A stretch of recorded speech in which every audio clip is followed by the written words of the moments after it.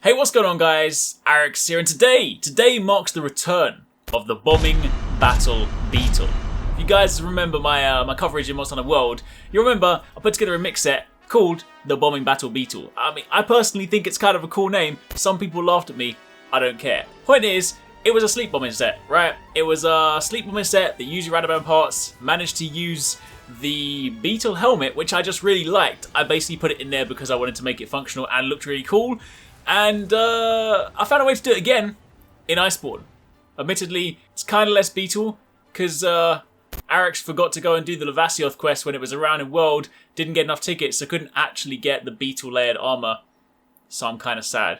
One of these days I'll go back and get it. So it's kind of more like the Bombing Battle Bakuhatsu. Let's use that. Bakuhatsu is the Japanese word for explosion. So this works. Bombing Battle Bakuhatsu Beetle. Anyway, it doesn't really matter. The Beetle part is kind of not really important. This set revolves all around sleep and explosions. It's the Michael Bay of mix sets. If you guys enjoy this, then like would be super appreciated. I mentioned it in this week's Mix Set Monday, but I wanted to kind of make it a dedicated video because this is an important set, right?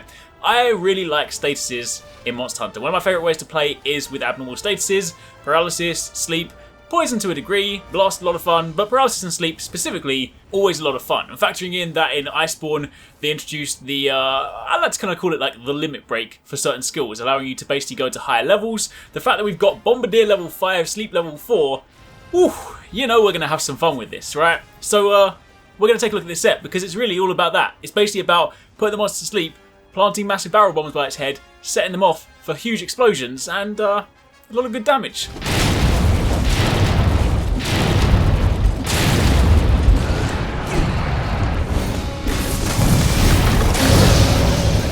It doesn't exclusively have to be a sword and shield set either. I mean, I like to use that because sword and shield is just really good.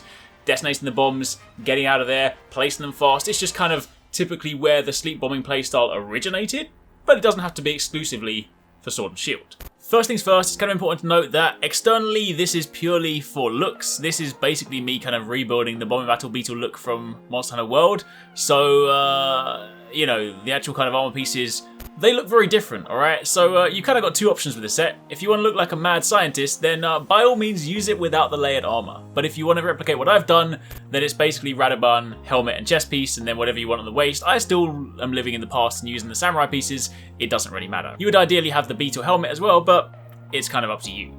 This is then comprised of the Clockwork Helm Beta Plus, the Artian Mail Beta Plus, the Clockwork Braces Beta Plus, the Artian Coil Beta Plus, and the Clockwork Greaves Alpha Plus. You then want to have the Master's Charm 4, and you want to have the upgraded Gyros Sword and Shield. It doesn't look like the Gyros one because I've of course gone and done custom upgrades to increase the sleep on this, so it's now taken the barrel form. Obviously that would change again once I've done the finished upgrades and you can actually augment it properly. This one doesn't have all the augments on it, but that's basically what you want. So the Nixtabar 2 is your sword and shield of choice. This has 450 sleep as it currently exists for me. That can of course go up a little bit more. On the decoration front, you then have a few critical jewels in there to max that out to critical boost level 3.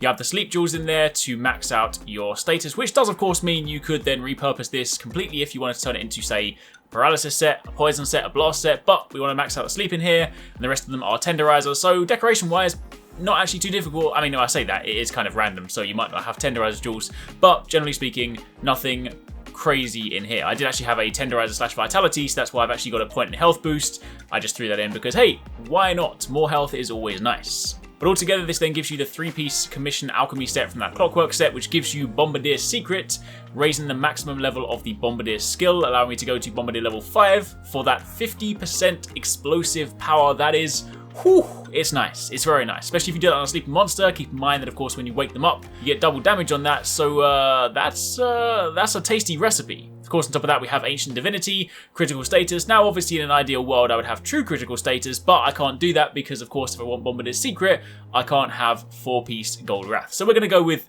flat crit status here, increasing the abnormal status effect damage when landing critical hits. So paralysis, poison, sleep, and blast. On top of that, we have maxed out crit at 40% affinity. We have maxed out critical boost to increase the critical hit damage, and we have weakness exploit 3 to further increase affinity when striking weak spots. So you know, provided you're hitting weak spots, then you are almost guaranteed to be getting those crits, so we can of course maximize the use from the sleep.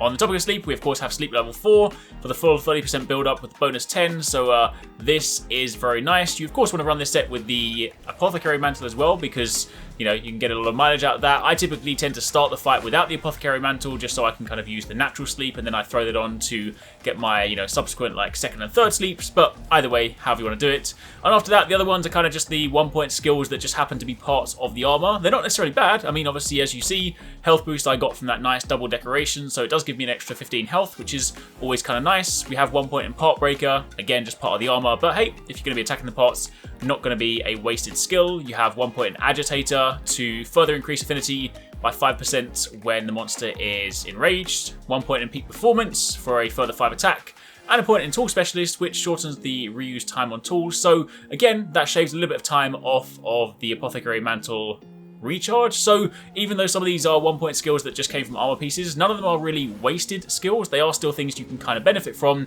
So all up, you do actually have a nice set of skills. Keep in mind, this is purely about putting the monster to sleep, putting down bombs, doing hefty explosions. That's kind of your damage loop for this. So of course, we're not really worried too much about stacking hefty attack skills into this. This is definitely much more about the sleep bomb playstyle.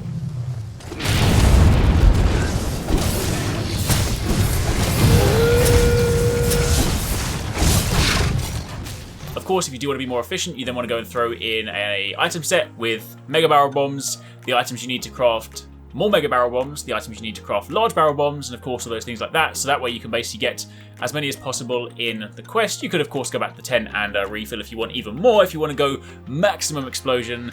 And what I've also done specifically for this one is I've put bomb combinations on my radial menu so I can be even more efficient and quickly just craft up the Large Barrel Bombs and the Mega Barrel Bombs. And you then have a recipe for hefty explosions. And that's kind of it. Attack the monster, let it go to sleep, place the bomb by the monster's head. Don't forget that, of course, if you want to benefit from the double damage, you don't want to be hitting the monster to wake it up, especially with the sword and shield. You want to be hitting the bombs, so position yourself in such a way that you can strike the bomb and go straight into a back hop. That way you don't even need evasion. You can simply use the iframes from the back hop to dodge the explosion, and you can see that you get the double damage on only one of the bombs. You won't ever get it on 2. You only ever get it on the first thing to hit the sleeping monster, but either way, that pushes one of those bombs up to 600 or just over 600 damage, which is quite nice.